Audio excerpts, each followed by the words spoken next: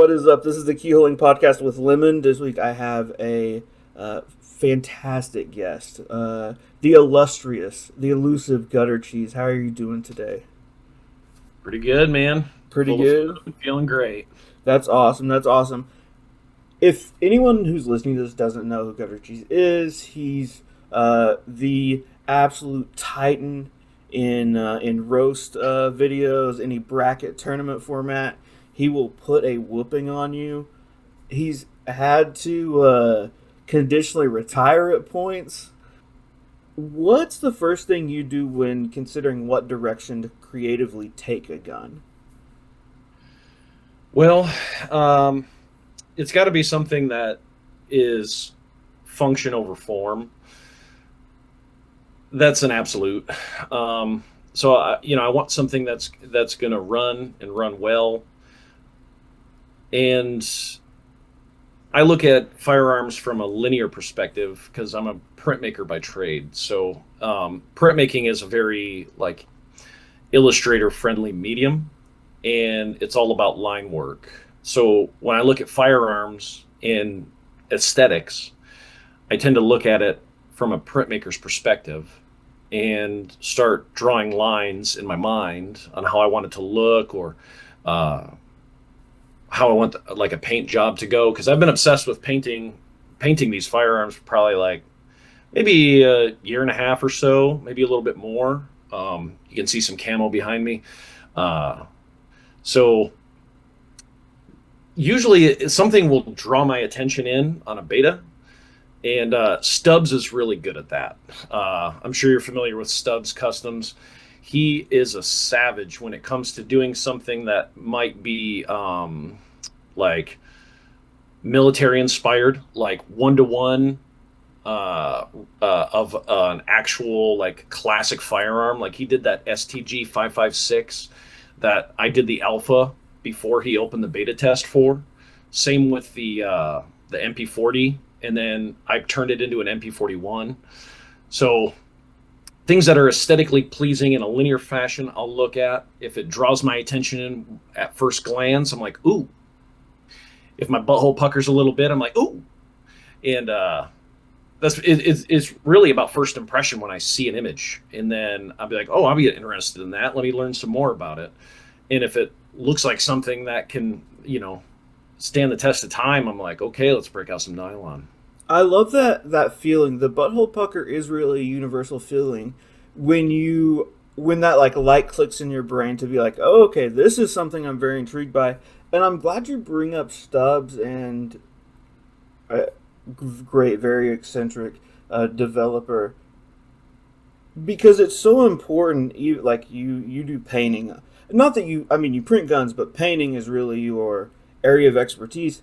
And being able to find inspiration and draw inspiration from uh, Stubbs, a madman sketching stuff up, is so cool to see, and really demonstrates the variety of opportunities available in this hobby, right? Like you can be more interested in painting, you can be more interested in, you can be a filament guy. We know tons of filament guys. You can just be a printer guy that likes to print stuff and happens to print guns.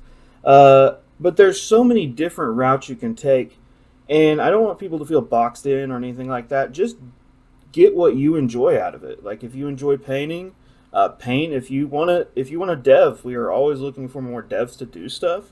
Um, what are some other like maybe devs or builders or painters that you find inspiring? Well, um, I struggle to find people painting stuff that I like to look at. There are a few in this community. Um, but as far as devs, man, I mean, you can't argue that Ivan's probably, King Kong. And, he's the one that actually got me. He was the one that was kind enough to answer all my dumb questions when I was first starting. So I gravitated towards the DD Rocket Chat catalog kind of arena, if you will. And there's a lot of great devs in that camp. Control Pew's released some excellent models, but Ivan was really the one that kind of put me on as far as beta testing. That's probably a whole nother conversation as far as uh, my background within this hobby. But Uber Clay is another one. He's a titan. I mean, inspired by the 3011, Uber Clay fucking designs the Recession Ruger, and Which that is an just absolute classic. It's incredible. yeah, like I mean, I've built several 3011s. I built the original uh, Recession Ruger, and so Uber Clay's been a big inspiration for me too. He's another one of those dudes that's just incredibly nice. He's answered my dumb questions as well. Like sometimes you just need a second set of eyes on something. It might seem obvious to that second set of eyes where you're sitting there scratching your head, and you have someone nice enough to kind of guide you through. I mean, hell, I was asking Ivan questions about how to headspace AKM parts. Like, and he knows about that stuff. So, I bought all the tooling to do that from Toth Tool, so I can headspace AKs now, which is a great feeling because once you have the tools, you can do that shit forever whenever you feel like it. And I'm actually battling somebody on Gunbroker right now, so don't you get that parts kit? uh, That's been actually a problem, and I'm wondering if you like have an answer to that, like a quick diversion, real quick. As the community grows, Sundays are competitive now for parts kits. yeah, it's a shame. It's crazy. It's crazy. I remember the days of very cheap high point and Ruger kits, which is awesome because it means more people are getting into it. But is there a solution to that, you think? Or is it just going to be like what the market determines? Yeah, unfortunately, I feel like you might have to get creative. I think the easy answer is if you are in a friendly state, there are these things called gun shows, and sometimes they are a swap meet style like format. So it's not like the gun show you go to like Shot or those bigger areas. Try to look for local swap meets because we have those where I live, and I mean it's so the reason I gravitated towards that was because I've built a lot of motorcycles, like custom chopper stuff, and that's what swap meets are in the motorcycle realm. You're digging through dirty crates of parts, trying to find that one uh, rare item that would just be perfect for your build. And we're talking like headlamps or handlebars or a cool chopper seat from like the '60s. But the same realm exists for guns. Like you can find local swap meets in gun shows that are super small. Normally they're held at like the fairgrounds. No, And absolutely. Yep. so I think that, people are just going to have to dig a little harder and try to find those little secretive spots, or those unknown gun stores that, maybe the owner passed away and the wife took over and they're trying to get rid of everything for cheap, or estate sales, or, I mean, really, it's funny you mentioned this because, like, I used to keep my keyword searches for gun brokers secret. I wouldn't tell anybody. And if it, like, I'll say it right now because it's out already. Everybody knows Gunbusters. So I used to like, if you just search repair parts and have like whatever you're looking for before that. So like Beretta repair parts, you might actually find something that's not Gunbusters, if you know what I mean. So that's a little tip. If you can dial in your keywords, you can find items that aren't on Gunbusters. So it's going to be about like if you're going to stick to auctions and buying online and trying to find it cheap that way, you're going to have to really dial in your keyword search. Definitely. You mentioned digging, and that is such an important part. Estate sales, great. Gun shows, 100%, especially for like the obscure builds. If you need a mag that's like $60 online, like go to a gun show. You're there. Chances are there's an old dude that has it, and these people will negotiate with you. They'll do trades. Uh, it's so much more flexible than having to ship something, having to figure out shipping, potentially go to an FFL, whatever else you may have to do. It's significantly easier, and also building community, right? Like talk to these people, let them know what you're looking for. Say, hey, I'm looking for this specific mag. If you come across it here, like let me know. And it really is harder but I think it's almost more satisfying in a way. The deeper you dig, uh, the shinier the gold looks, maybe. Absolutely. Like I come from like since my childhood, I've been collecting records, and I have a huge vinyl record collection. And music is the ultimate inspiration for me. Like without a doubt, my entire life, music has been the language that spoke to me the clearest. And digging for records is an insane adventure. Like there's this place out in the middle of nowhere, and I won't say the name, but it this guy, his name is Perry, and he's just an old timer. He's a boomer, and he's got a warehouse full of millions of unsorted records. And so the lighting in there is terrible. If you have asthma, good luck. But you need to go in there with a bill brim hat and a headlamp and start digging. And that's where I kind of got that ethos of digging for what I need, or digging. It's like archaeology. You know what I mean? You're kind of you're trying to dig up these bones or dig up these ruins of like yesterday. You know, it's in a nostalgic sense. We're looking for the path that'll lead us to what we need. And so digging through dirty crates of records, dusty fingertips, coughing up dust from like the 1960s or 70s because you're looking for that one jazz record that has that one sample, that one drum break on it or something. Um, it's so addicting, and so you can take that same like uh, frame of mind with any hobby really, and guns is perfect like crossover, because if you're digging through crates because you're looking for that one magazine like you said, or you're looking for this like one slide, and you see an old timer with a milk crate full of slides, and you're like, oh, like how common Mm-hmm. are Beretta 92s, but you try to find a Beretta 92 on Gunbroker, you're paying 350 for a parts kit, and you're like, dude, these were 80 to $100 like 5 years ago. How did this happen? And it's the most common pistol in America, and it's so hard to find them now. It took me forever to find my kit so I could build that Gerald Gatz Sphinx. Oh yeah, Uh, absolutely. but I wanted to go back to devs. I had to mention DB Firearms because as of lately, he's been one of my biggest inspirations because of the ergos he's been putting on these pistol frames. Man, he's a savage with it. And so Absolutely. I would say between those three devs, Ivan, Uber Clay, and DB Firearms, those are probably my top. But there's so many more, like I could go on. Stubbs is up there, obviously. He's probably one of the more like creative and autistic because So outside the box. Like I can't stress enough. If you haven't looked at his stuff, go check him out. It will blow your mind where you see he takes projects. oh yeah. Yeah, and the way, like, if you look at the MP40 design, it's kind of insane. Like it also with the STG 556, you're like, how does this work? And I'm still shooting the alpha model and it still works. I'm like, how? This is crazy. We pinned an AR-15 barrel with two pins in a printed upper receiver, printed handguard, printed lower, printed stock.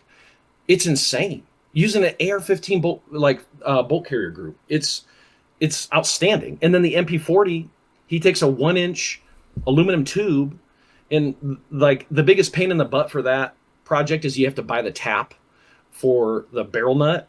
And so I can't think. I think it's 1 3/16 if I remember correctly. I could be wrong. No, it's 15/16 or 13/16 threading.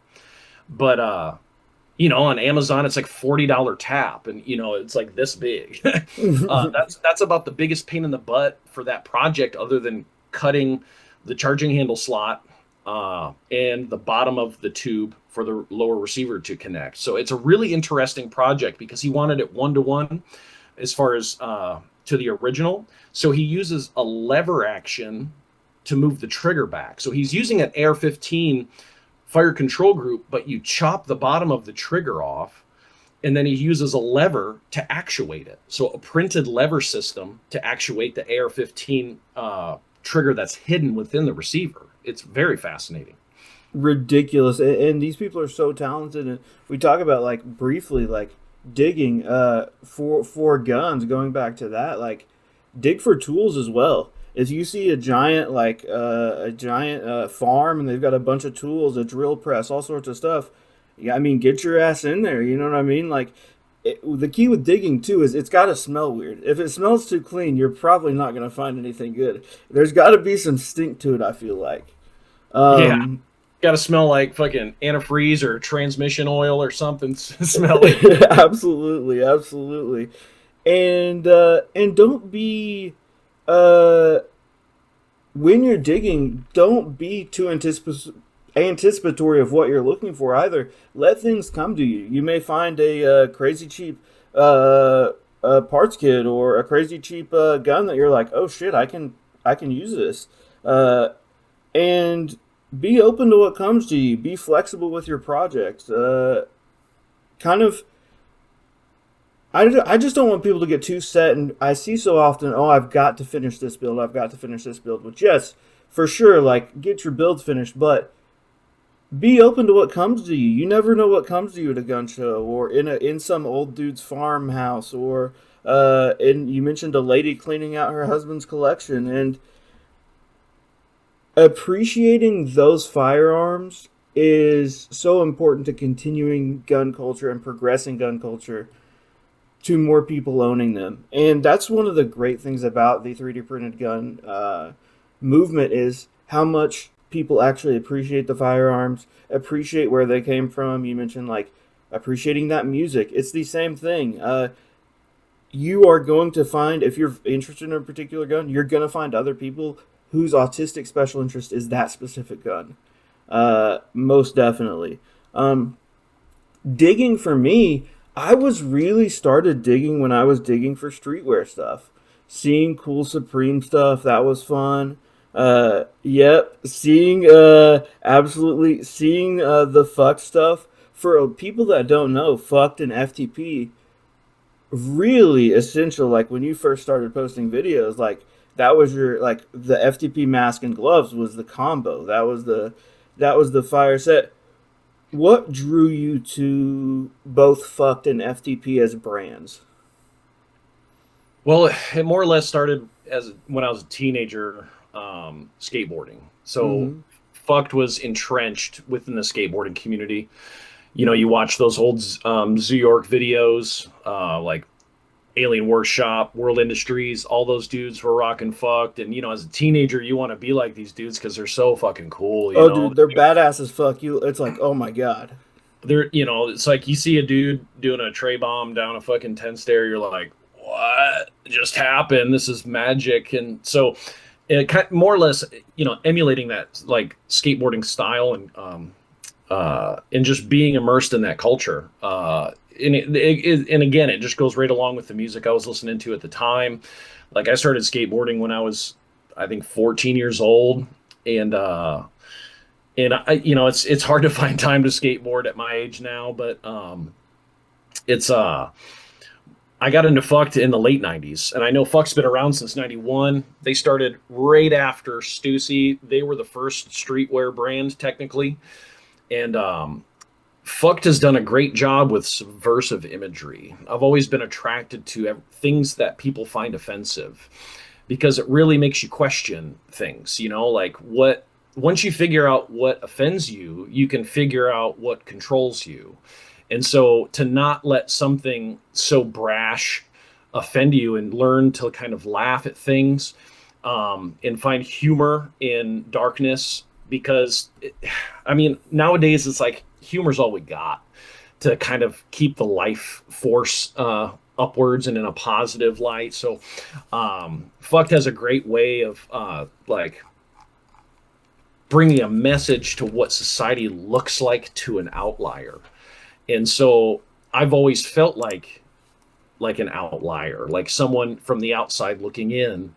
And so it kind of makes sense that you know, I go from skateboarding and punk rock to dirty South rap to motorcycles to funk and soul to cars to guns and then building my own guns and then building unserialized guns. It's like it's an outlier culture, almost like outlaw culture, like especially with bikers. It's really outside of society, and Fucked as a brand kind of embodies all those ideals that I agree with. And once the Fucked Rizzoli book came out, the founder Eric Brunetti kind of stepped away and let it run itself. So their more recent stuff isn't. They're kind of doing throwbacks to the '90s stuff now, and so I've been paring down my collection. I have hundreds of Fucked T-shirts. It's kind of insane. I've been going through it lately and selling some of them, and you'd be surprised what sells for what price. The market is very high, very high. I've got the Osama button down pulled up on the screen now, an absolute Fucked classic. And you mentioned some words that are very important, and what I have written down here is subversive. And I want to add taboo, like things that like traditional maybe media or culture doesn't want you to look at, doesn't want you to view.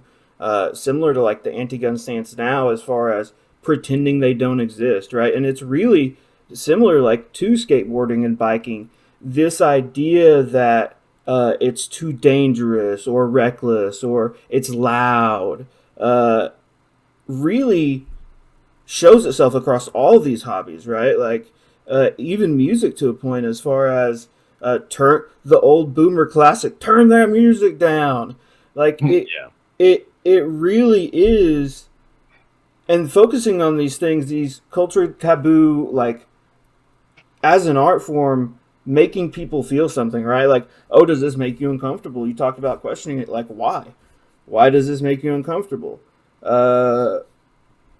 Really pushing those buttons and making people think internally and referencing things that make people feel uncomfortable. I feel like is such an important part of that. Like, and we mentioned like the Supreme stuff briefly, like the Andre Serrano, the Piss Christ piece. Like people got so upset about that. The like the Osama piece, like, and I think I don't want to say our generation because I think it is really taking hold with people potentially younger than us. Which, to be fair, I want to say, to be fair, trying skateboarding now, the injury risk is much higher, right? Yeah. At our age. Really taking hold and rejecting this this nanny state idea and kind of wearing what they want. We see much more, I feel like, edgy things. And do you think that edginess, that disdain for like the nanny state is something that's grown from these cultures, from skateboarding, from punk rock, from potentially 3D printed guns? Yeah, absolutely. I mean, like I mean, how could it not? I think in general, like society is it kind of it's starting to reach a tipping point in a way that it's just like it's almost uncontrollable. You can almost feel like we're going to have a polar switch, like the North Pole is going to become the South Pole soon.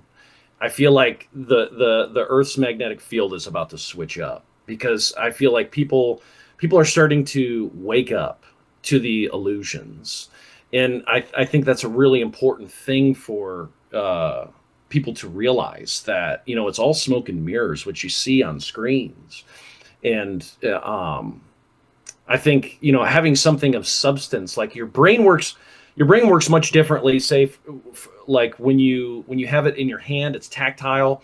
Like I was watching a video the other day about someone talking about how skateboarders, they're especially if you start from a younger age, it starts to train your brain in a way that is different than any other activity. So for example, I don't know if you've ever skateboarded before, but like when you're trying to learn a kickflip, you don't try, fail, and then walk away and never try again. Hell no. You're gonna achieve that kickflip no matter what. It might take you. I remember learning how to heel flip, and it took me an entire day. And everybody else was like ripping curbs, and we were skating street, and I was just trying heel flips because heel flips was not a kick flip, and everybody could kick flip. And I was like, I want the heel flip. And so your brain gets trained differently. Say you're 14, 15 years old, you're still like maturing. You're in that process still. And it's just a really interesting way to think about things. Like you say the the nanny state. I feel like people are waking up to like what it is. Does that make sense? No, 100%. I totally agree with every not to get political, air quote election that passes, with every mainstream news story hit piece that runs, with every mainstream media story that people can see through. It's slowly eroding, and you can see it and feel it, and it's so. My skin's actually. I've got goosebumps right now. It is what we dreamed about as youth, I think. Like, there was so long where it felt like potentially it was going to be insurmountable in a way, and it is in some places. Like, the UK is so fucked right now. Yeah. Like, Australia is very fucked right now. Like, but here in the United States and other places seeing that inspiration, and really there is a tidal shift that I feel like everyone can see and feel. And you're totally right. Like, the things that have been preached against have to like have some responsibility for it, like in the best way, right? Like, you mentioned like skateboarding, like how many kids in the 90s and 2000s got like tickets for skateboarding on the sidewalk, and like that sowing these seeds of resentment and doubt against the state, I feel like is so important. And we're seeing that like at the beginning of gun culture now, to me, when we're seeing people that have never 3D printed a gun look at Dexter Taylor's case and go, well, that's fucked up. I mean, he doesn't need to be in jail for it. And it's like, yes, correct. Like, people are like, oh, what? You shouldn't be in jail for a 3D printed gun. Like, you just printed a gun. And it's like, yes, you're starting to get it now. And so it really is so incredible to see culture go across these hobbies, across these mediums, and really like reaching its culmination point in a way. Yeah. I wanted to say something real quick. Can you share your screen with me, what you're scrolling through? Because I can Oh only. yeah, sorry, dude. Sorry. Wow, producer fail. I'll make a producer note. Wow, I can't even believe. Jeez. Let's see here. Oh, now I'm boomering it up. Oh God, pressure. I'm gonna cut all this out. I'm gonna cut Yeah. all this out. Yeah. Since we're in a cut moment, yeah, you Yeah, just edit all this shit out. I'm gonna have to cut this. Ah. Because you said you had the Osama shirt. Like I have that shirt. Oh yeah, no, I see your post is pulled up on the page. Your post is pulled up on the page here. Let's Oh, see. Okay. okay. Yeah, I was like, I have that shirt. I thought you were Let's pulling see. up like. Let's see It's here. so funny you talk about that shirt because Tim Dillon was mentioning that shirt and he was like, if anybody's got that shirt, I want it. And I added him on Twitter. I was like, dude, I got the shirt, but That's it the ain't gonna tweet fit I have you. pulled up. It's so funny. Yeah, no doubt. Yeah, Tim, we're wrestling for the 2X, brother. Sorry about that. Good luck on that. Uh, where? Okay. This cannot be that hard. Boomers can figure it out here. Share. Oh, okay, okay, okay. All right, can you see it now? It says it has okay, double click. Okay, there we go. Yeah, yeah. I've got it pulled up, and you're adding Tim Dillon right here. Oh, Uh, that's my oh, okay, I get it. yeah, I see it now. Yeah, yeah, yeah. yeah, yeah. Okay, okay. But but yeah, and like kind of touching back on that, like experiencing a similar economic climb, right? Because we talk about like which I mean most people are gonna know Supreme, but fuck these like you could just buy these T-shirts, and now we're talking like into the hundreds of dollars for many pieces, like uh, and FTP like is the same way.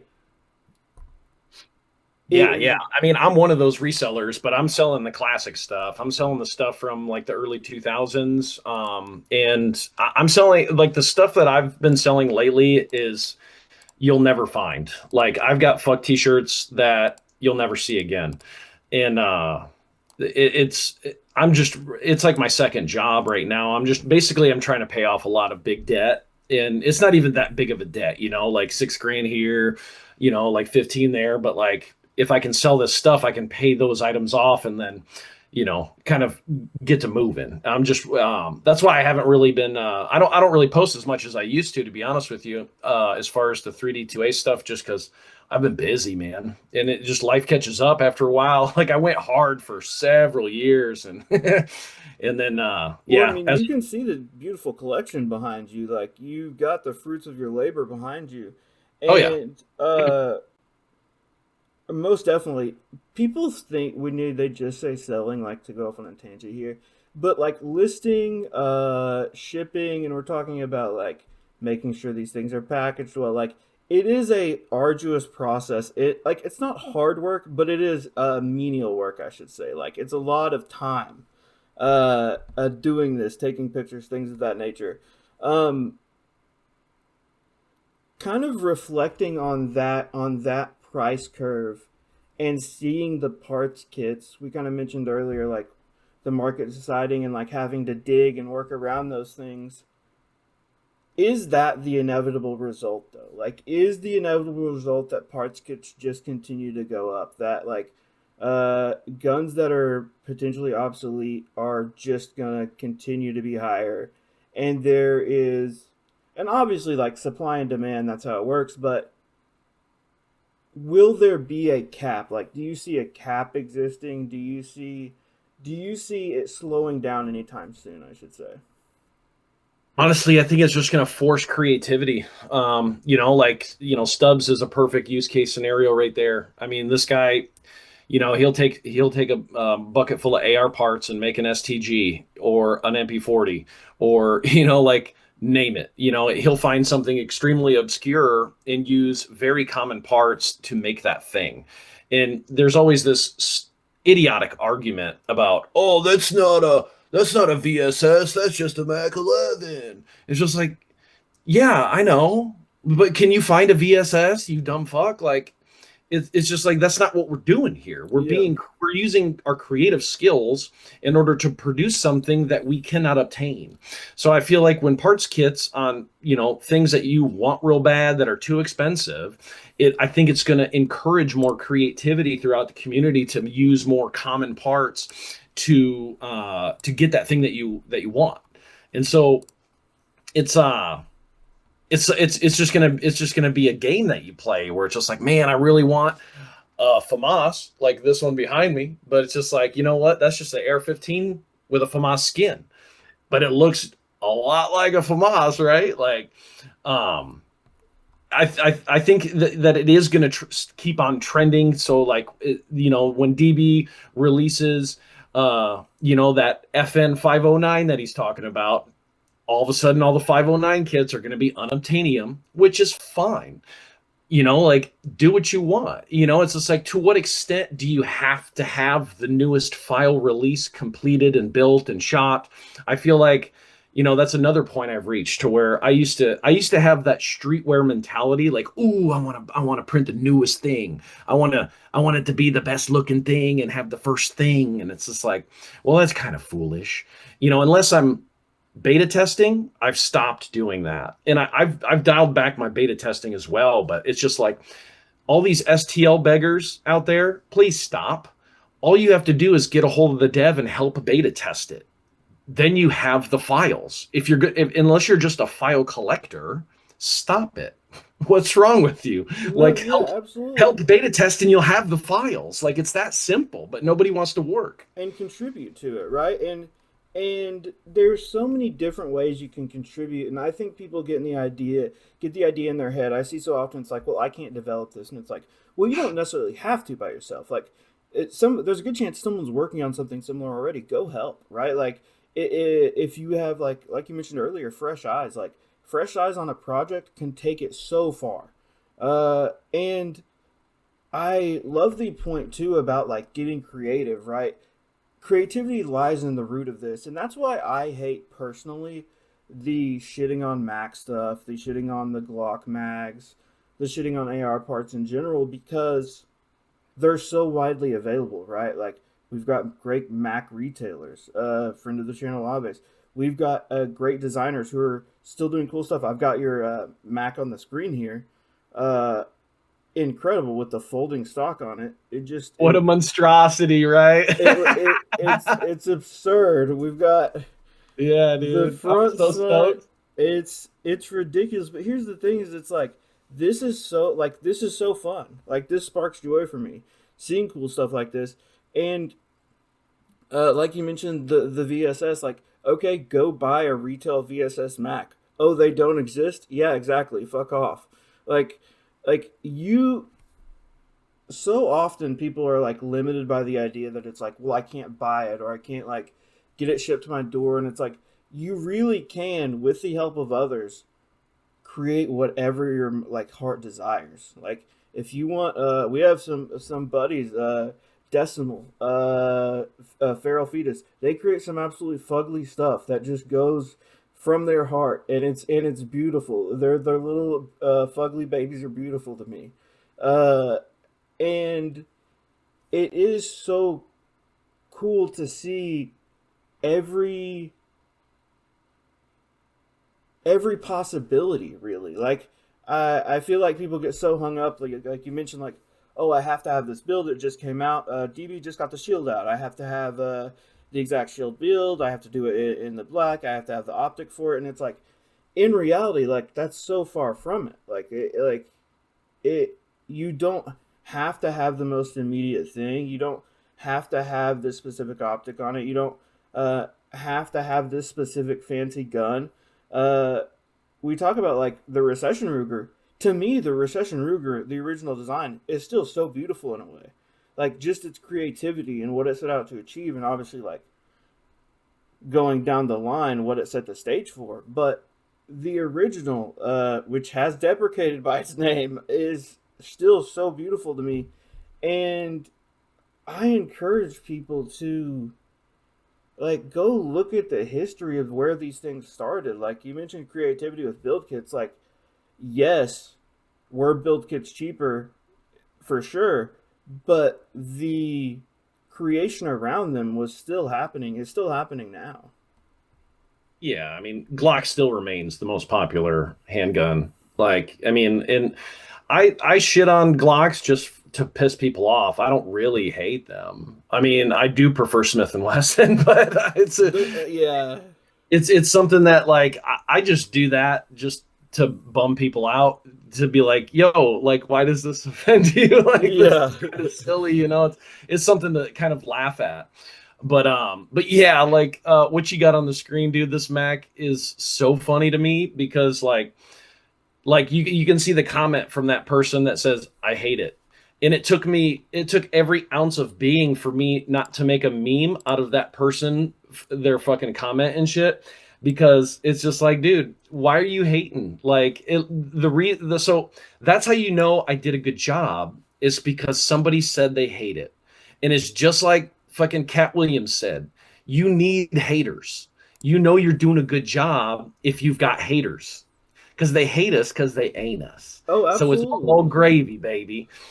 Absolutely. And like I think that's so easy for people to see just in general from like not only the media but like from the gun industry to point looking down on 3D printed guns as like a novelty or a hobby or like a fake gun, whatever it may be. But in reality, it's like 3D printed devs are working at companies creating stuff.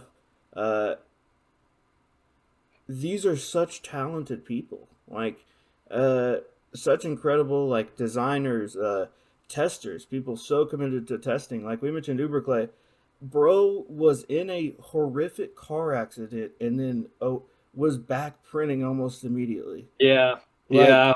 Heal up, man. I messaged him and he told me about that, and I was like, oh, dude, I'm so sorry. dude, I know. I was like, God damn, man. I was like, well, if you need anything, let us know, man. So everyone prayers to Uber Clay, but yeah, he's literally grinding like he never left.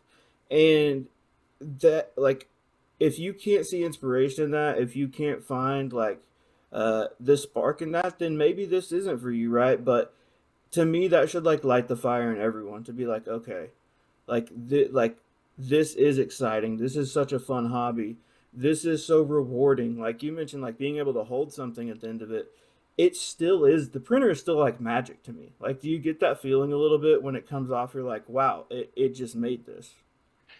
Yeah, I mean, back to my point about skateboarders learning kickflips, like there's just something inexplicable. Like I'm at a loss for words to describe the feeling when you've like completed something and you rack it, like, and you figured it out. Maybe you were having trouble with it. You were trying to find that 12-year-old YouTube video that somehow didn't get banned from YouTube, but it's a tutorial on how to build a fucking Beretta 92 or Shield or something. It's just like, how did this not, like, this is amazing. Like, yeah, you pull something off a build plate, it's still warm, it's in your hands. There's there's something so like I can't even describe it, like cerebral, It's or euphoric in a it's way almost. It really is. it is, but I'm trying to think of it. It's so much more than that, though. It's so mentally stimulating Hmm. to have figured out the mechanics of something like a firearm. It's there's no other feeling like it. Like, you figured it out. I mean, with help, you've got videos or you've got buddies to ask questions, and it's just like, boom, there it is. This functions. This works. This is a machine. It has its function in its place, and there's something so magical about it. It's amazing. It is, and we talk about like the mind and expansion. So one of my favorite things you did is recently, relatively recently, getting into Blender, right?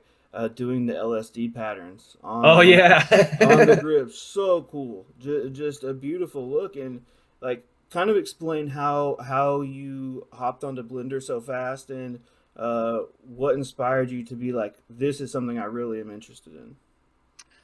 Well, I mean, I got to go back to Uber Clay. He's basically the one that he forced my hand. Like, I forget what project we were working on. Oh, actually, it was right as, okay, I figured it out. Right as DB was starting the XD45, or XDS, the single stack Mm-hmm. Springfield 45. I'm obsessed with 45 ACP for some reason. I know it's real FUD and boomer of me, but I don't care. Um, and I was like, this is the perfect pocket pistol. You could literally put it in your pocket. It's insane. I love it. And DB had a blank frame in the pack during the beta, and it was just open beta. I think Uber and DB kind of hooked me up with the file before he did the open beta, and then Unseen Killers got this, like, it's probably like a 40-minute video, but if you look at like the 7-minute mark and like the 58 or 56-minute mark, he shows you how to do this stuff in Blender very, very fast. And I literally watched 7 minutes of this video, figured out a couple, like, the basics, and then fast forwarded it towards the end to try to, because you get shapes on a model that it won't repeat the pattern. It'll be like too much or too little, and so you need to figure out how to juxtapose the two sections of the model to get the pattern matching. And so that information's towards the end of the video.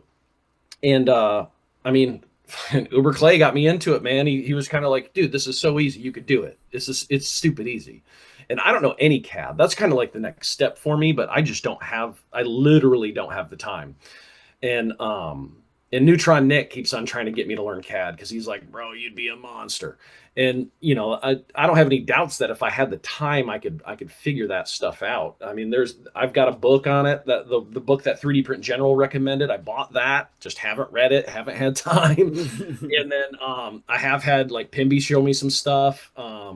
But it's just difficult to find the time, man. And it seems like every corner I turn, it's just like I got more responsibilities. So it's like I got a little bit too much going on. But eventually I'll get there. No, definitely, and we talk about it, and it's like that's something I've been trying to, like, I've sat down a couple times for a little bit and got a little into it, but I really need to as well, and I think to encourage people, like, I think there's also this idea, oh, I have to know CAD, I have to be able to do all these things, and you don't really like you're the most prolific tester or one of the most prolific beta testers in 3D2A history, and you don't know CAD, right? Like it, Correct. it's there's this idea that you have to be this whole weapon or this finished whole product that can do everything, and uh, there's so many people to do all the little things, right? Like if you like printing and painting, like do it, right?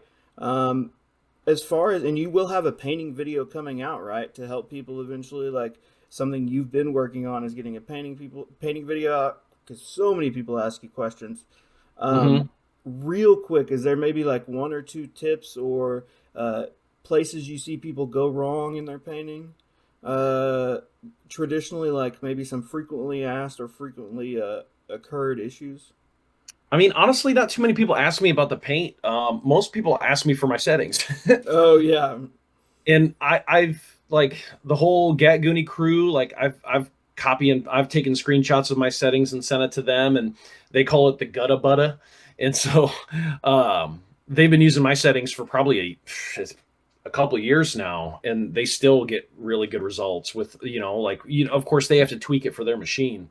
But that's the beauty of Orca Slicer. If you use it, is that it's a clone of Bamboo Studio, which is what I do use Studio, but Orca's the same exact program, if not better, as far as calibration. So, if I would have one piece of advice as far as before you lay paint, make sure your print is pretty. So, in this video, I'm going to drop maybe two or three post processing tips that could help as far as getting your paint to lay evenly or more consistently.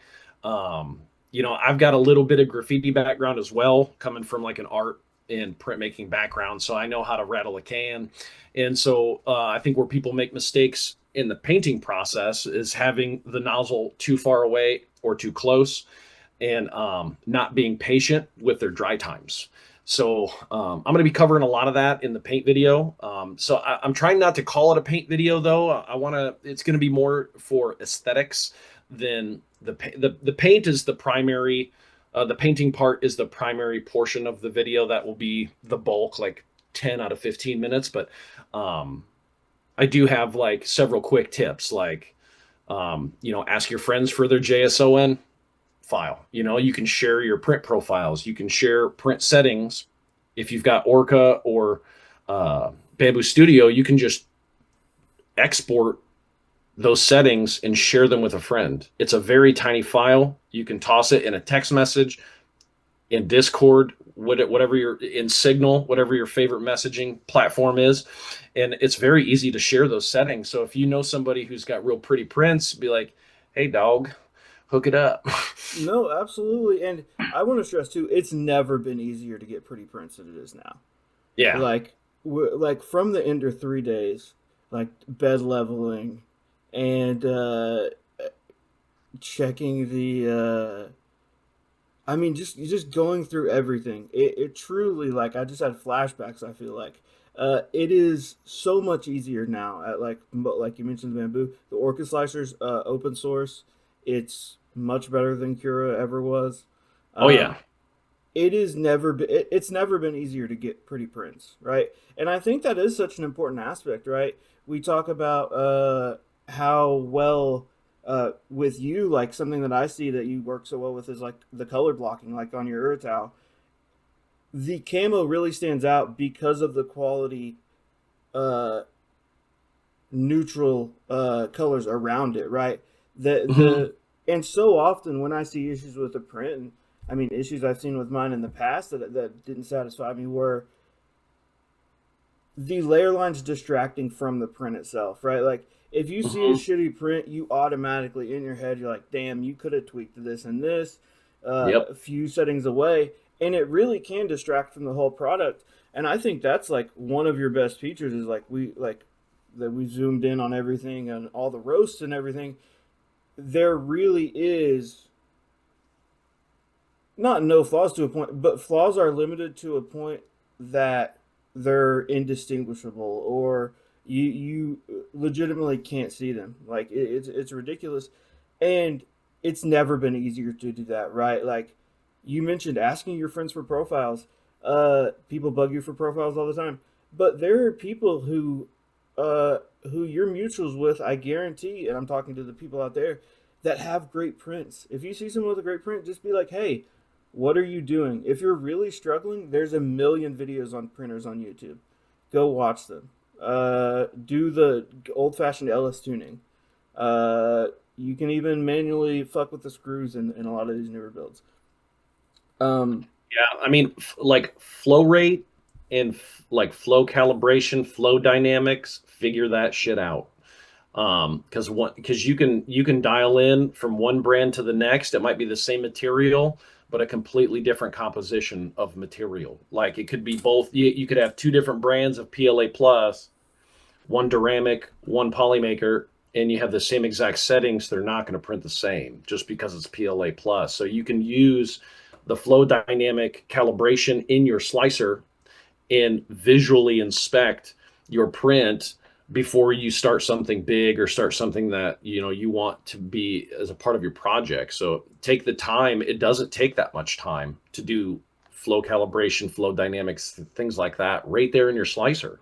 no, absolutely. And once you're locked in, like you're generally good for a while. Like, but we talk about too, like things to take into consideration, like moisture. Like, does this even? I've even had issues with. I mean, not Polymaker necessarily, but the various Amazon cheap brands that we can, that you can order filament from, where you have two of the exact same PLA plus, but one has a significantly higher moisture content, and that will require more drying and things of that nature. So you really do have to customize it to your experience. And you mentioned it doesn't take that long. I just want everyone to believe they can do it.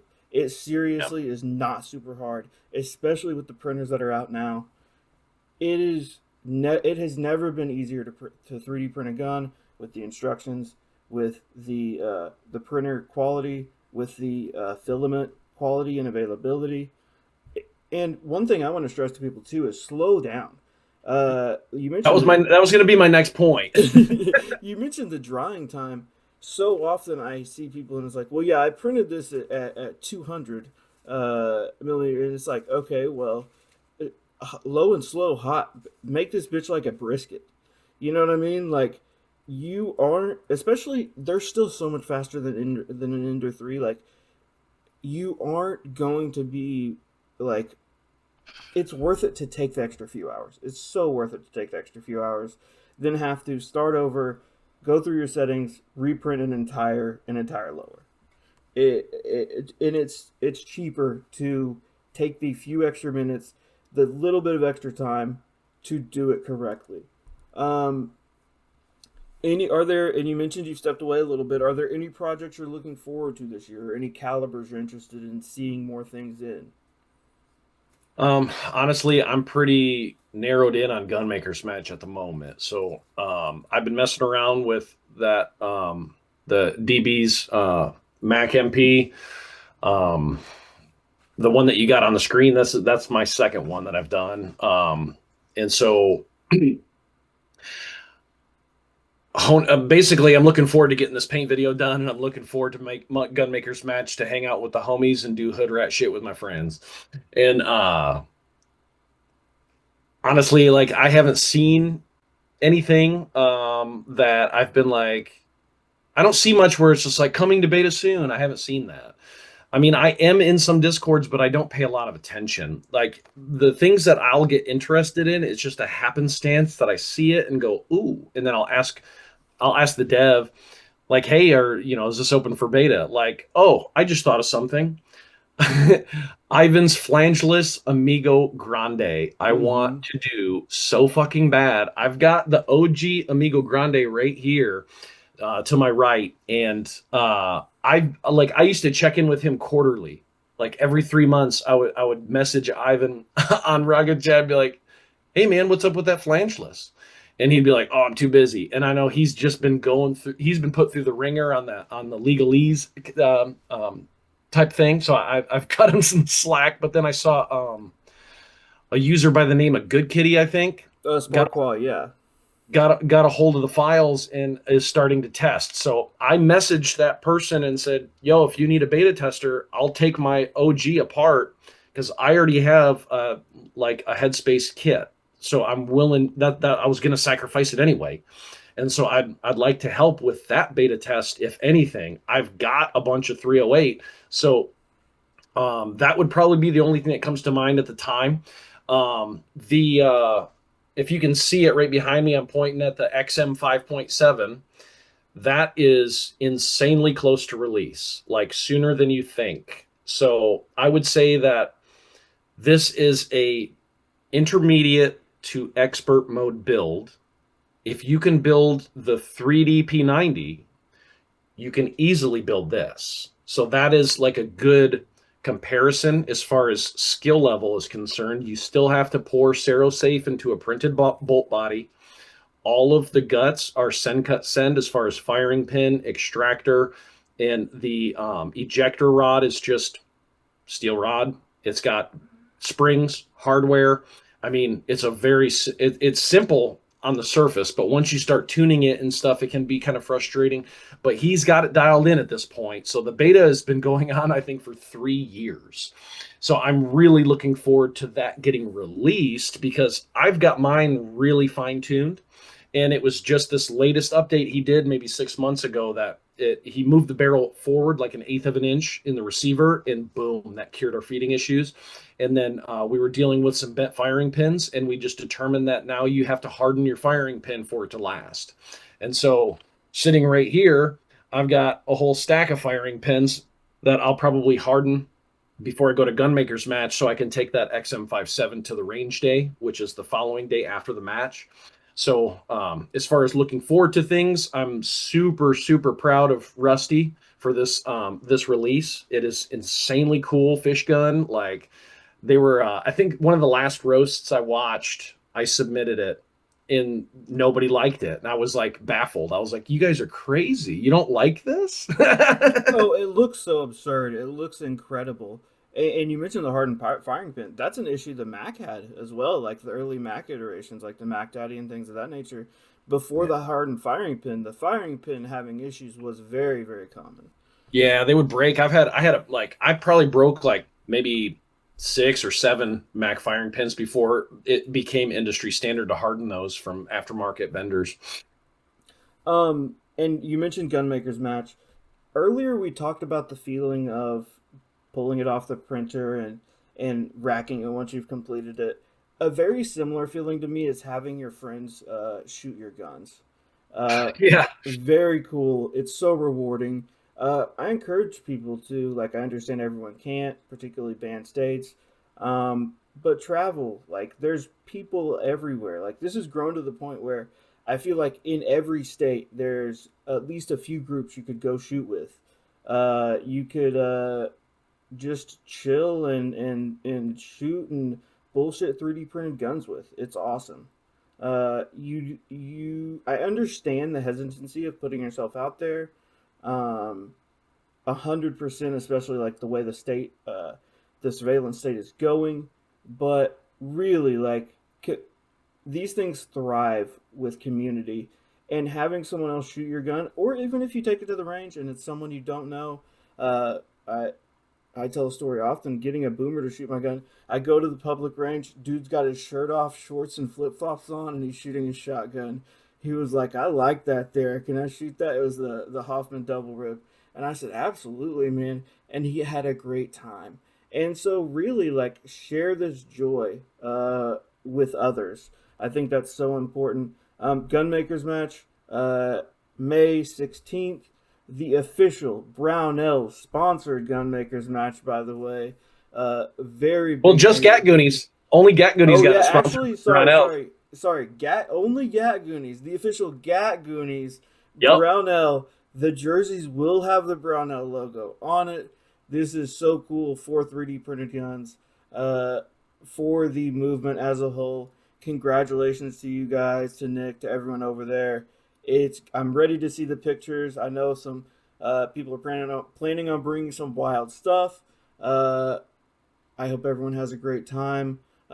Please, everyone, be watching for content. There's going to be a ton of videos posted, a ton of people shooting guns. It looks awesome, and this is what all this is for: is to come together to show these things off. That really is the culmination to me And thanks for coming on, Gutter Cheese. Do you have any last words? Yeah, come meet me at Gunmakers Match. Give me a high five. He would love a high five. Give the dirty cheese man a high five.